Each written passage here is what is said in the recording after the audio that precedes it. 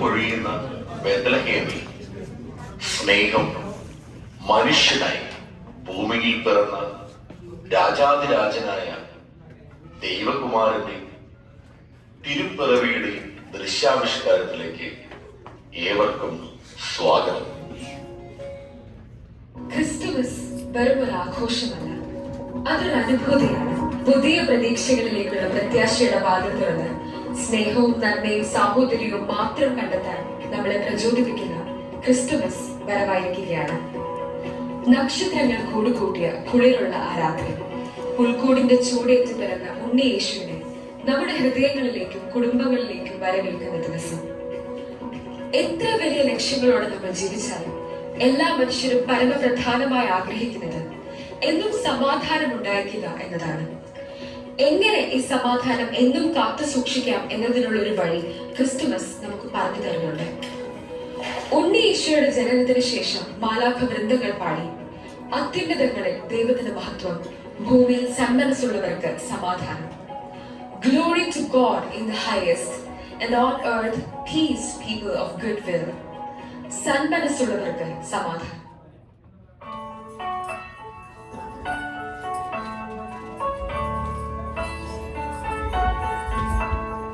സ്വർഗം കാണിറങ്ങി മാതാവിൻ മടിയിലുറങ്ങി, വാനിലെ താരകൾ വിസ്മയമോടതു നോക്കി,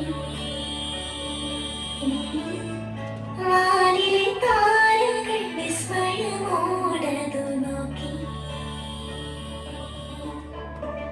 സ്വർഗം കാണിറങ്ങി മാതാവിൻ മടിയിലുറങ്ങി, വാനിലെ താരകൾ വിസ്മയമോടതു നോക്കി,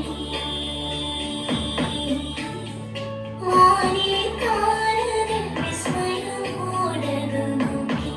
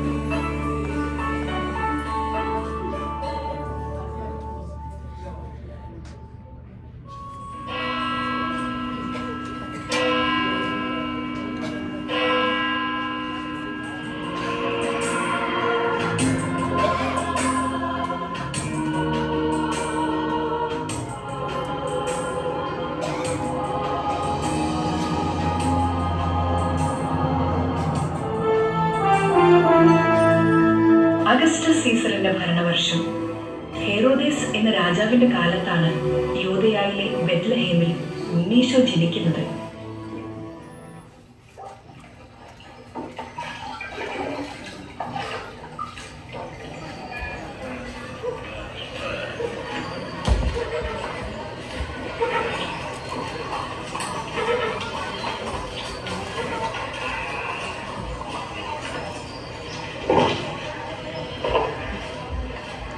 കൃപ നിറഞ്ഞവളെ സ്വസ്തി, കർത്താവ് നിന്നോടുകൂടെ.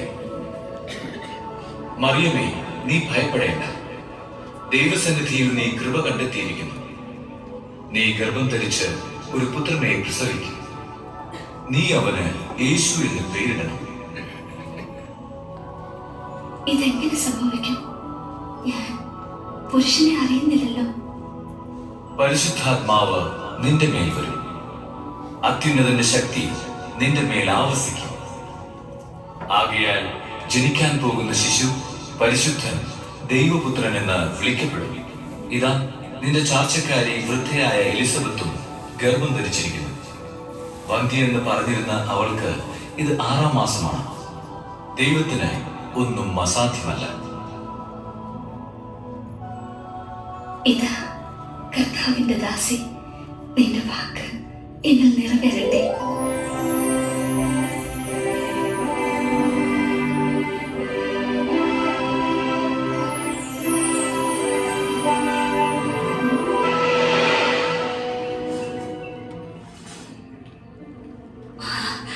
മറിയം, എലിസബത്ത്, നീ സ്ത്രീകളിൽ അനുഗ്രഹീതയാണ്. നിന്റെ ഉദരഫലവും അനുഗ്രഹീതം. എന്റെ കർത്താവിന്റെ അമ്മ എന്റെ അടുത്ത് വരാനുള്ള ഈ ഭാഗ്യം എനിക്ക് എവിടെ നിന്ന്?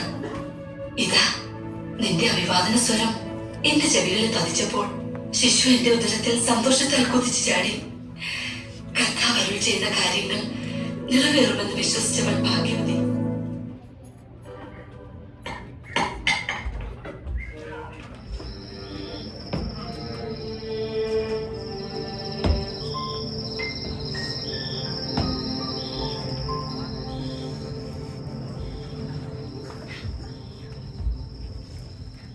ദാവീദിന്റെ പുത്രനായ ജോസഫ്, മറിയത്തെ ഭാര്യയായി സ്വീകരിക്കാൻ നീ ശങ്കിക്കേണ്ട.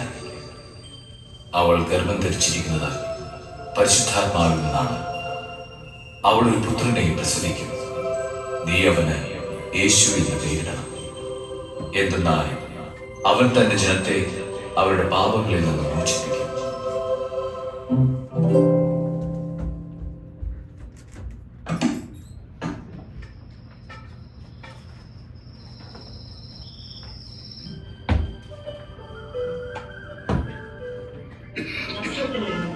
യൂദയായിലെ ബെത്ലഹേമിലേക്ക് അവർ ഒരു യാത്ര നടത്തി. അഗസ്റ്റസ് സീസറിന്റെ കൽപ്പന പ്രകാരം ജനസംഖ്യയിൽ പേര് ചേർക്കാൻ ആ യാത്രയിൽ മാതാവിന് പ്രസവ സമയമായി. അവർ സത്രത്തിൽ സ്ഥലം അന്വേഷിച്ചു, കിട്ടിയില്ല. മറ്റു ഭവനങ്ങളിൽ അന്വേഷിച്ചു, കിട്ടിയില്ല. അവസാനം അവരൊരു പുൽത്തൊഴുത്തിലെത്തി.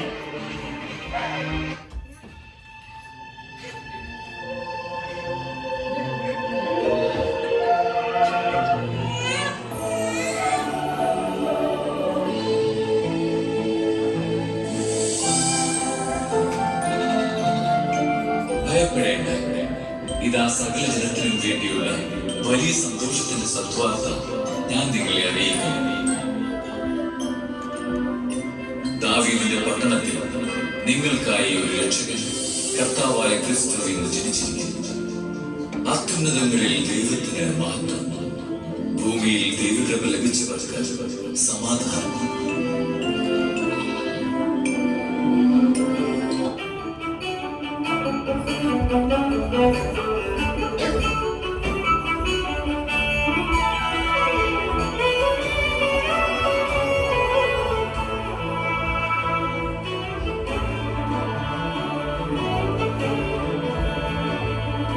മഞ്ഞുപെയ്യും രാവിൽ നിറവാർന്ന പാൽനിലാവിൽ സ്വർഗ്ഗം താണിറങ്ങി ഭൂമിയിൽ.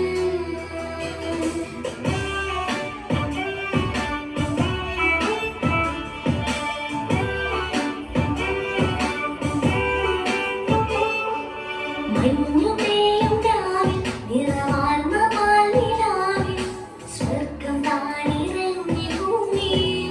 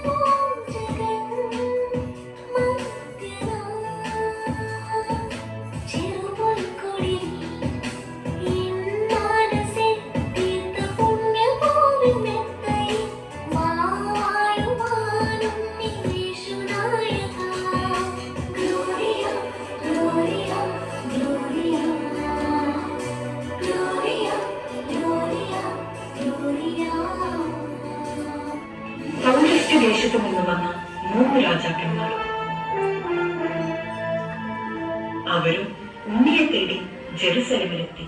കിഴക്ക് അവർ കണ്ട ആ നക്ഷത്രം അത് അവർക്ക് മുന്നേ നീങ്ങിക്കൊണ്ടിരുന്നു.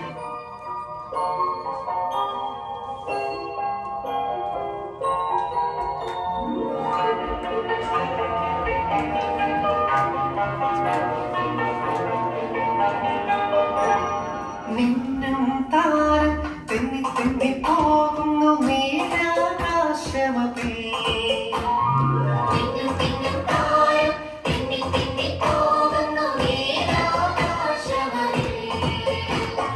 താഴെ രാജാക്കൾ താരം നോക്കി പോകുന്നു വേദന കർക്കടത്തിൽ.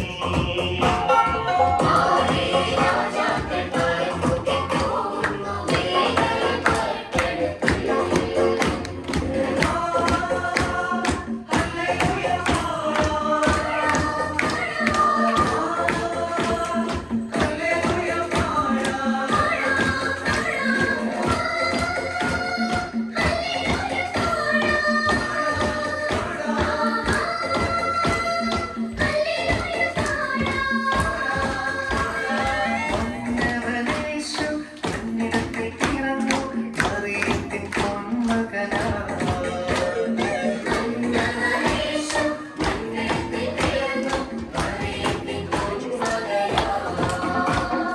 മിന്നും താരം തെന്നി തെന്നി പോകുന്നു നീലാകാശമതിൽ.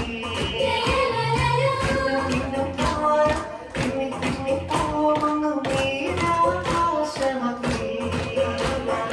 താഴെ രാജാക്കൾ താരം നോക്കി പോകുന്നു വേദന കർക്കടത്തിൽ.